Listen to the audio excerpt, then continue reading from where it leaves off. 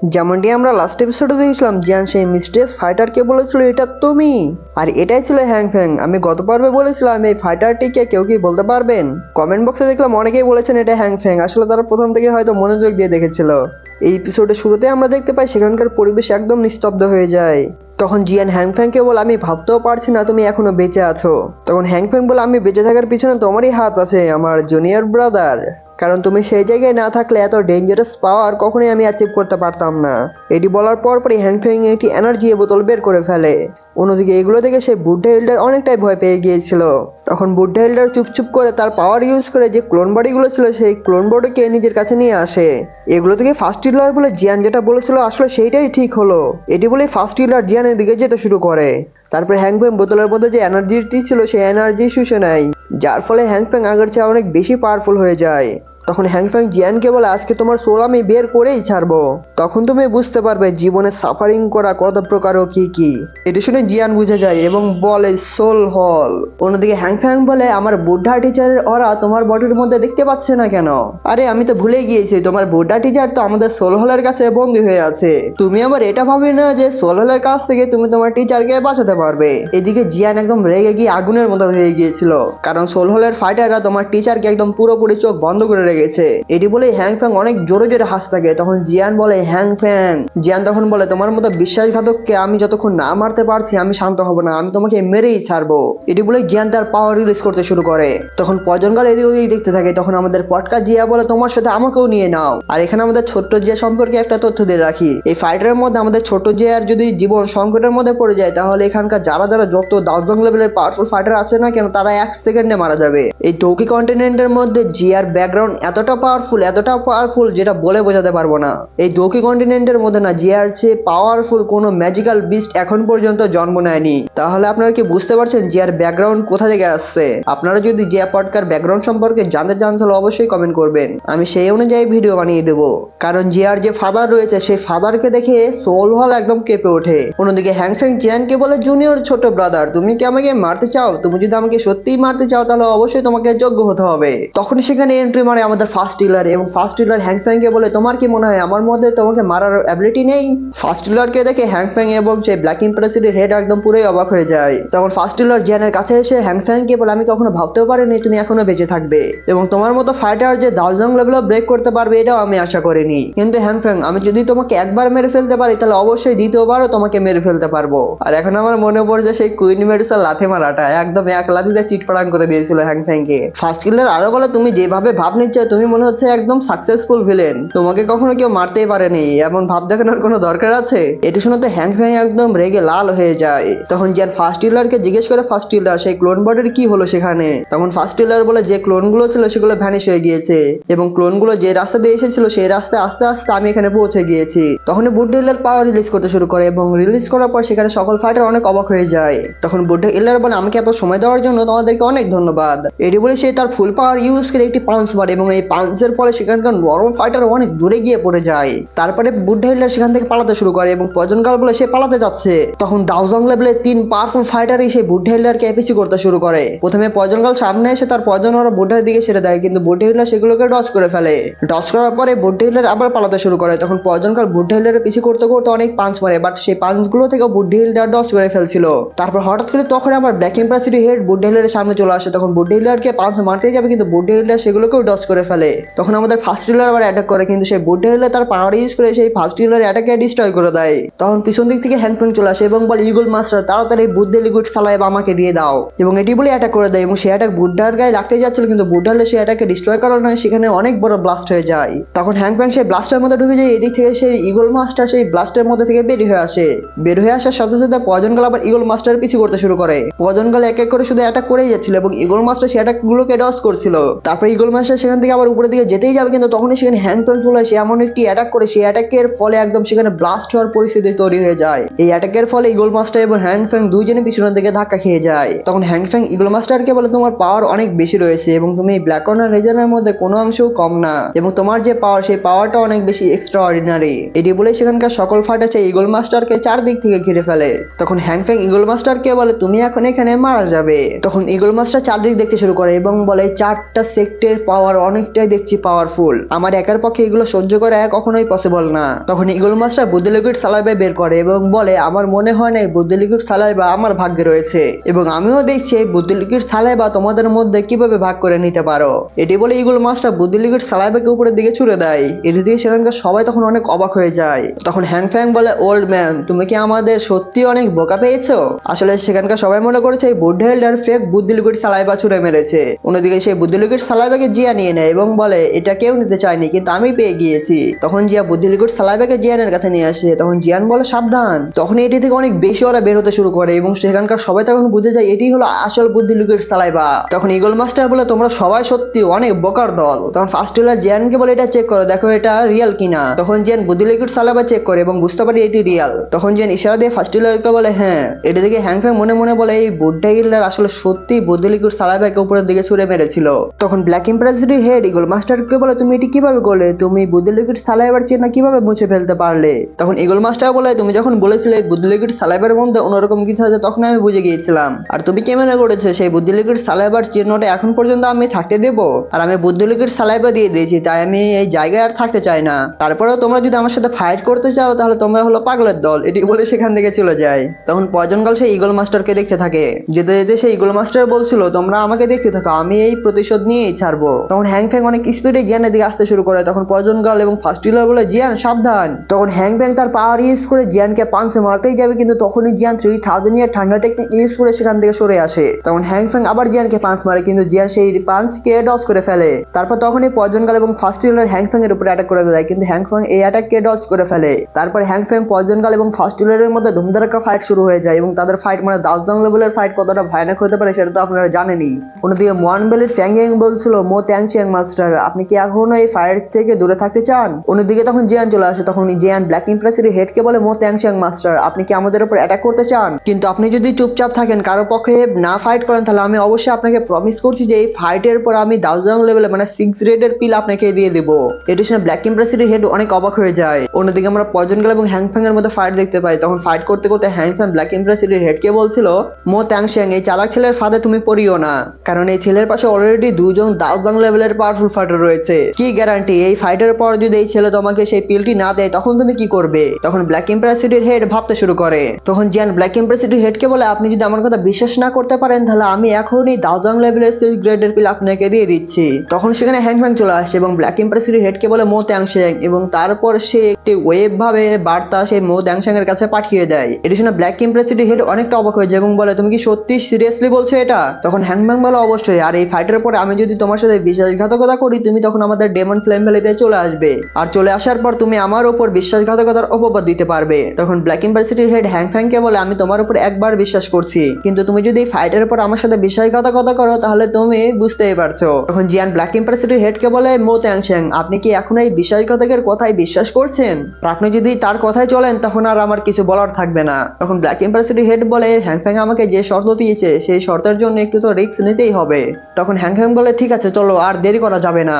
এটি বলে হ্যাং ফ্যাং পাওয়ার রিলিজ করতে শুরু করে এবং অন্যদিকে আমাদের ব্ল্যাক ইম্প্রেসিডির হেডও পাওয়ার রিলিজ করতে শুরু করে। ব্ল্যাক ইম্প্রেসিডির হেড স্ল্যাশ এটা করতে থাকে, অন্যদিকে পয়জন গার্ল সেগুলোকে ডজ করে ব্ল্যাক ইম্প্রেসিডির একদম হেডের কাছে চলে আসে। কাছে আসার সাথে সাথে ব্ল্যাক ইম্প্রেসিডির হেড এবং পয়জন গার্লের মধ্যে আবার ধুমধারাক্কা ফাইট শুরু হয়ে যায়। অন্যদিকে আমরা হ্যাং ফ্যাংকে দেখতে পাই যে জিয়ানকে অ্যাটাক করতে আসছিল, কিন্তু তখন সেখানে মাঝখানে ফার্স্ট হুইলার চলে আসে। তখন হ্যাং ফ্যাং বলছিল ওল্ড ম্যান আমি তোমাকে অনেক দিন থেকে দেখিনি। তখন ফার্স্ট হুইলার তার অ্যাটাককে ডজ করে বলে এখন আমি দেখছি তুমি আগের মতো ঠিক মতো থাকতে পারছো কিনা। দুজনের অ্যাটাক একসাথে লাগার কারণে সেখানে এত ভয়ানক এনার্জি সৃষ্টি হচ্ছিল যে আশেপাশের পাহাড়গুলো একদম পুরোপুরি ডিস্ট্রয় হয়ে যাচ্ছিল। তারপর আমরা মোয়া এবং মাস্টার কিউকে দেখতে পাই। তখন জিয়া তাদেরকে দেখে পাওয়ার রিলিজ করতে শুরু করে এবং সাথে সাথে তাদের উপর অ্যাটাক করে বলে জিয়ান এদেরকে আমার উপর ছেড়ে দাও। তখন জিয়ান বলে জিয়ান যেও না। তখনই জিয়ানের উপর একটি অ্যাটাক আসে, কিন্তু জিয়ান সেই অ্যাটাককে ডজ করে ফেলে, আর এটি ছিল মোয়ানবেলের সেই ফ্যাং ইয়াং। তখন ফ্যাং ইয়াং এবং তার সাথে থাকা 2 জন ফাইটার জিয়ানকে 3 দিক থেকে ঘিরে ফেলে। তারপর ফ্যাং ইয়াং তার পাওয়ার ইউজ করে জিয়ানের নিচে একটি ফরমেশন তৈরি করে। তারপর সেই ফরমেশনটি 3 জন মিলে সেই ফরমেশনের পাওয়ারকে অ্যাক্টিভ করে দেয় এবং অ্যাক্টিভ করার সাথে সাথে সেখানে অনেকগুলো এনার্জি বল তৈরি হয়ে যায়। এগুলো দেখে জিয়ান তো অনেক ভয় পেয়ে গিয়েছিল।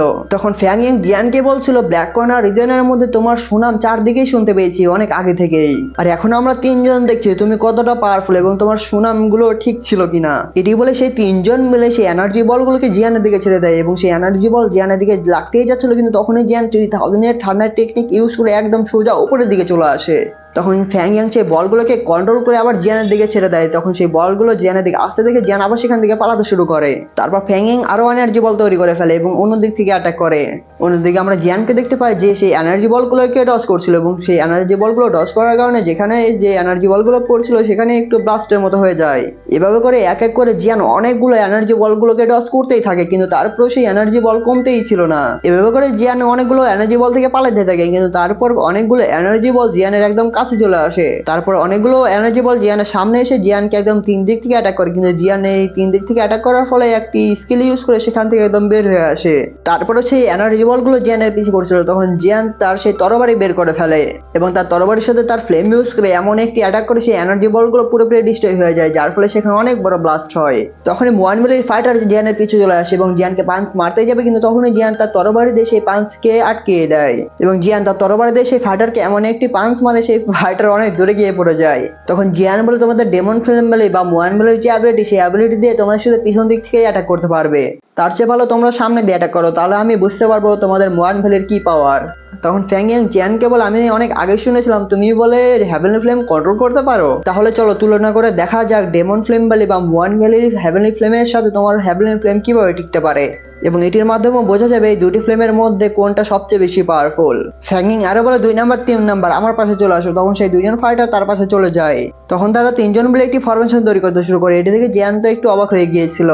তখন তারা তিনজন মিলে পাওয়ার রিলিজ করতে শুরু করে এবং সেই পাওয়ার উপরের দিকে এসে একটি ফরমেশনের মতো হতে শুরু করে। এটা থেকে জিয়ান বলে এটা তো নুয়াংজু এবং এর যে টেম্পারেচার বা তাপমাত্রা এটা তো একদম হেভেন ফ্লেমের মতো, কিন্তু তারপরে এই ফায়ার হেভেন ফ্লেমকে টপকাতে পারবে না। তারপর সেই পাওয়ারটি তিনজন মিলে আবার নিজেদের কাছে নিয়ে নেয়, যার ফলে তাদের বডি থেকে অনেক বেশি ওরা বের হতে শুরু করে। তখন জিয়ান বলে আরে থামো, তোমরা কি করছো? তোমাদের যে ফ্লেম সেই ফ্লেমটা অন্যদেরকে অ্যাটাক করার আগেই তোমাদেরকেই আঘাত করছে। তখন ফ্যাং ইয়াং বলে আসলে যখন আমরা ফ্লেম মন্ত্র বা নং ইয়াংজু ইউজ করি তখন সেখান থেকে যে ফায়ারটা তৈরি হয় সেই ফায়ারটা শরীরকে পুড়িয়ে দিতে পারে, কিন্তু যতক্ষণ পর্যন্ত না আমরা বুদ্ধি লিকুইড সালাইভা আছে ততক্ষণ পর্যন্ত এই কষ্ট কিছুই না। তখন জিয়ান বলে এই ফ্লেম কি ট্রান্সফরমেশন ফ্লেম? জিয়ান আরো বলে সত্যি স্বীকার করতে হবে যে ডেমনিক ফ্লেম বেলে অথবা মোয়ান বেলের টেকনিকটা অনেকটা ইউনিক, কিন্তু হেভেনলি ফ্লেমের মতো এতটা পাওয়ারফুল নয়। এবং এটি বলে সে তার হেভেনলি ফ্লেম বের করতে শুরু করে এবং হেভেনলি ফ্লেম অ্যাক্টিভ করার ফলে সেখান থেকে অনেক বেশি ওরা বের হতে শুরু করে। তখন জিয়ান বলে তোমরা যদি তিনজন আমার সাথে একা ফাইট করতে চাও তাহলে তো আমাকেও একটু জালুয়া দেখাতে হবে, তাই না? তোমরা নিজেরাও জানো না যে তোমাদের নিজস্ব অ্যাবিলিটি কি, আর তোমরা এসেছো হেভেনলি ফ্লেমের সাথে ফাইট করতে। অন্যদিকে আমরা জিয়ার ফাইট দেখতে পাই, সেখানে মোয়া এবং এল্ডার কিউ জিয়াকে পিছনের দিকে একটি পাঞ্চ মারে। তখন জিয়া জিয়ানের ফাইট দেখে বলে ওখানকার ফাইট দেখে মনে হচ্ছে জিয়ান সেই ফাইটটাও অলরেডি শেষ করে ফেলেছে। তখন জিয়া বলে চলো আবার ফাইট করি এবং এটি বলে তাদের সাথে আবার ফাইট করতে শুরু করে দেয়। তারপর আমরা পয়জন গার্ল এবং ব্ল্যাক এম্প্রেসিডের হেডের মধ্যে ফাইট দেখতে পাই। অন্যদিকে আমরা জিয়ানকে দেখতে পাই যে তার হেভেনলি ফ্লেম বের করে আইকনিক স্টাইলে দাঁড়িয়েছিল। এটি থেকে ফ্যাং ইয়াং তার পাওয়ার ইউজ করে একটি ফিনিক্স বার্ড তৈরি করে এবং সেটি জিয়ানের দিকে ছেড়ে দেয়। এটি থেকে জিয়ান সাথে সাথে তার পাওয়ার ইউজ করে একটি জালের মতো তৈরি করে, যার ফলে সেই ফিনিক্স বার্ড জালের মধ্যেই আটকে যায়। অন্যদিক থেকে ফ্যাং ইয়াং সেই ফিনিক্স বার্ডের পাওয়ার আরো বাড়িয়ে দেয়, যার ফলে জিয়ানের জালটা উইক হয়ে পড়ছিল। তখন জিয়ান ফিনিক্সের ফ্লেম দেখে বলে এই ফ্লেমটা সত্যি অনেকটা ইন্টারেস্টিং। তখন জিয়ান তার পাওয়ার আরো বাড়িয়ে দিয়ে সেই ফিনিক্স বার্ডের জালটিকে আর স্ট্রং করতে শুরু করে, যার ফলে সেই ফিনিক্স বার্ড অনেকটা উইক হয়ে যাচ্ছিল। কিন্তু তখন এই ফিনিক্স বার্ডের বডিটা অনেকগুলো ভাগ হয়ে গিয়ে অনেকগুলো পাখি তৈরি করে ফেলে। তখন প্রত্যেকটা ছোট ছোট ফিনিক্স বার্ড জিয়ানের উপর অ্যাটাক করতে শুরু করে। এটি দিকে জিয়ান পিছনের দিকে পালাতে শুরু করে, কিন্তু সেই ফিনিক্স বার্ডের এনার্জিটি জিয়ানের পিছু করতেই থাকে। তখন জিয়ান বলে ট্রান্সফরমেশন ফ্লেম তো দেখছি একসাথেও হতে পারে আবার বিভক্ত হয়েও যেতে পারে। তখন জিয়ান বলে ফ্লেমকে যদি আমি নিয়ে নিতে পারি এবং এটাকে নিয়ে নেওয়ার পর রিফাইন করতে পারি তাহলে আমি অবশ্যই ফ্লেমকে ইউজ করে অনেক ভালো অ্যাটাক তৈরি করতে পারবো, যার ফলে আমার ওপেন মাউন্টিং সিলের অ্যাটাক গুলো অনেকটা স্ট্রং হয়ে যাবে। তখন পিছন দিক থেকে ফ্যাং ইয়াং বলে মাস্টার জিয়ান বি কেয়ারফুল।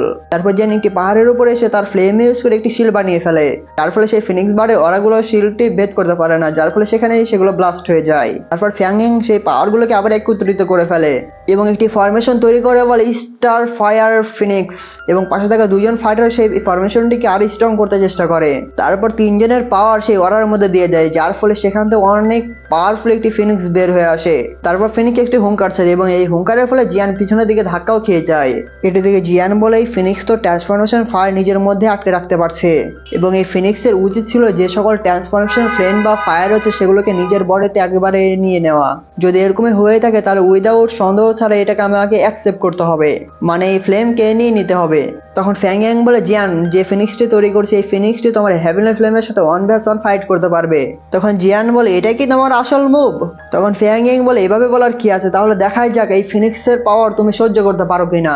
এটি বলে ফ্যাং ইয়াং সেই ফিনিক্সটিকে জিয়ানের দিকে ছেড়ে দেয় এবং ফিনিক্সটি সামনে আসার আগে অনেকগুলো অ্যারো দিয়ে জিয়ানের উপরে অ্যাটাক করে। অন্যদিকে জিয়ান একটি শিল বানিয়ে সেই অ্যারোগুলো থেকে ডজ করতে থাকে। এটির দিকে তো ফ্যাং ইয়াং এর চোখ একদম কপালে উঠে যায়। ফ্যাং ইয়াং এর মুখ দেখে জিয়ান বলে, তোমার তো ট্রান্সফরমেশন ফিনিক্স একদম পুরোপুরি তোমাকে হতাশ করে দিয়েছে, এবং তাদের ব্লাড স্যাক্রিফাইস ফার সেই ফিনিক্সের মধ্যে দিয়ে দেয়, যার ফলে সেই ফিনিক্স বার্ডটি অনেক পাওয়ারফুল হয়ে যায়। এটি বলে সেই ফিনিক্স বার্ড জিয়ানের দিকে অ্যাটাক করে দেয় এবং অ্যাটাক করার জন্য যেদিক দিয়ে যাচ্ছিল সেদিকে তার ডানার সাথে পাহাড়গুলো লাগার কারণে সেই পাহাড়গুলো সেখানে ডিস্ট্রয় হয়ে যায়। এটা দেখে জিয়ান অনেকটা অবাক হয়ে যায়। তখন জিয়ান বলে, এই ফিনিক্স তো সত্যি অনেক বেশি পাওয়ারফুল, এবং ডেমন ফ্লেম ভ্যালি বা বয়ান ভ্যালির যে টেকনিকগুলো ছিল সেগুলো অনেকটা অসাধারণ। তখন জিয়ান তার গ্লেস ফ্লেম দিয়ে একটি দড়ির মতো অ্যারো তৈরি করে এবং সেই অ্যারোটি সেই ফিনিক্স বার্ডের মুখে একদম আটকিয়ে দেয়, কিন্তু তারপরে সেই ফিনিক্স বার্ড জিয়ানের দিকে যেতেই থাকে। তখন এই জিয়ান তার পাওয়ার ইউজ করে সেই ফিনিক্স বার্ডকে থামিয়ে দেয়। এগুলো দেখে সেই ডেমন ফ্লেম ভ্যালি বা ময়ান ভ্যালি ফাইটাররা তো একদম হাঁ করে দেখতে থাকে। তখন এক ফাইটার ফ্যাং ইয়াংকে বলে, আমাদের যে ফিনিক্স বার্ড আছে সেই ফিনিক্স বার্ডটিকে পিছনের দিকে নিতে হবে, না হলে তো ফিনিক্স বার্ড একদম পুরোপুরি ডিস্ট্রয় হয়ে যাবে, কারণ এই ছেলের যে ফ্লেম আছে এই ফ্লেমটা অনেক বেশি পাওয়ারফুল, এবং এই ছেলের যে ফ্লেমটি আছে এই ফ্লেমটি আমাদের ফিনিক্স বার্ড কখনোই সহ্য করতে পারবে না। তখন ফ্যাং ইয়াং তার পাওয়ার ইউজ করে সেই ফিনিক্স বার্ডটিকে পিছন দিকে নিয়ে আসতে শুরু করে, কিন্তু তা পারছিল না, কারণ জিয়ান তার পাওয়ার দিয়ে সেই ফিনিক্স বার্ডটিকে আটকিয়ে রেখেছিল। তখন জিয়ান বলে, ব্যাক টেকনিক ইউজ করে কোনো লাভ নেই, এখন তোমরা অনেক লেট করে ফেলেছো, এখন থেকে এই ফ্লেম এখন আমার হয়ে যাবে। এটি বলেই জিয়ান তার হাত সেই ফিনিক্সের বডির উপর রাখে, যার ফলে জিয়ানের হেভেনলি ফ্লেম সেই ফিনিক্স বার্ডের পাওয়ার শুষে নিতে শুরু করে, এবং কিছু সময়ের মধ্যে জিয়ানের গ্লেস ফ্লেম সেই ফিনিক্স বার্ডের ফ্লেমকে একদম পুরোপুরি অ্যাবজর্ব করে নেয়। তারপর জিয়ান তার হাতের মধ্যে গ্লেস ফ্লেমের সাথে সাথে সেই ট্রান্সফরমেশন ফায়ারটি নিয়ে আসে এবং বলে, তোমাদেরকে অনেক ধন্যবাদ এত সুন্দর একটা ফায়ার দেওয়ার জন্য। এত সুন্দর গিফট যদি তোমরা আমাকে দিয়ে দাও আর আমি যদি না নিই তাহলে তো এটি অনেক অন্যায় হয়ে যাবে।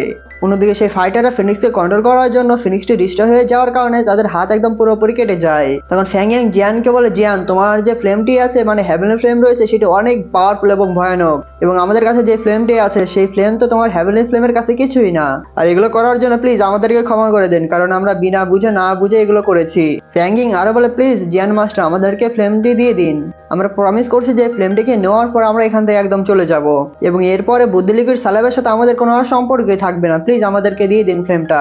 তখন জিয়ান মুচকে এসে বলে, তোমার যে অবস্থা সেই অবস্থায় তুমি এখানে থাকো বা না থাকো তেমন কিছু আমার যায় আসে না। এটি বলার পরপরই জিয়ান সেই এনার্জিটিকে খেয়ে ফেলে একদম। এত পাওয়ারফুল ফায়ার খাওয়ার পরে জিয়ানের কিছু হয় না, শুধুমাত্র একটি ঢেক ওঠে। এগুলো দেখে তো ফ্যাং ইয়াংরা অনেক অবাক হয়েছে এবং বলে, তুমি কি পাগল হয়ে গিয়েছো? তোমার সাহস কিভাবে হয় তুমি এই ফ্লেমকে সরাসরি গিলে খাওয়ার? তখন ফ্যাং ইয়াং বলে, 2 নাম্বার 3 নাম্বার তাড়াতাড়ি জিয়ানকে মেরে ফেলো। এটি বলেই পিছন দিক থেকে আবার ফ্যাং ইয়াং পালাতে শুরু করে। অন্যদিকে সে দুইজন ফাইটার জিয়ানের উপর অ্যাটাক করতেই আসবে, কিন্তু তখনই জিয়ান এক হাত দিয়ে এক ফাইটারকে থামিয়ে দেয়, আরেক হাত দিয়ে আরেক ফাইটারকে থামিয়ে দেয়, এবং জিয়ান তার গ্লেস ফ্লেম দিয়ে সে দুইজন ফাইটারকে একদম পুড়িয়ে ভ্যানিশ করে দেয়। অন্যদিকে ফ্যাং ইয়াং তো এখান থেকে পালিয়ে যাচ্ছিল এবং পালাতে পালাতে বলছিল, আমি আমার মাস্টারকে যেয়ে বলবো এই ছেলের ব্যাপারে, এবং আমি আমার মাস্টারকে যখন এগুলো কথা বলবো তোমার সোল বডি থেকে একদম পুরোপুরি পাওয়ার শুষে বের করে নেবে। কিন্তু তখনই জিয়ান ফ্যাং ইয়াং এর সামনে চলে আসে এবং তার গ্লেস ফ্লেম দিয়ে একদম ফ্যাং ইয়াংকে ভ্যানিশ করে দেয় এবং তার স্পেস স্টোরিং রিং থেকে সেগুলোকে নিয়ে নেয়। কিন্তু তখনই আবার জিয়ান পিছনের দিকে বুঝতে পারে এবং জিয়ান পিছনের দিকে তাকিয়ে দেখতে পায় হ্যাং ফ্যাং এখনো ফাইট করছে। তখন জিয়ান হ্যাং ফ্যাংকে দেখে এতটা রেগে গিয়েছিল যে বলার ভাষা নেই।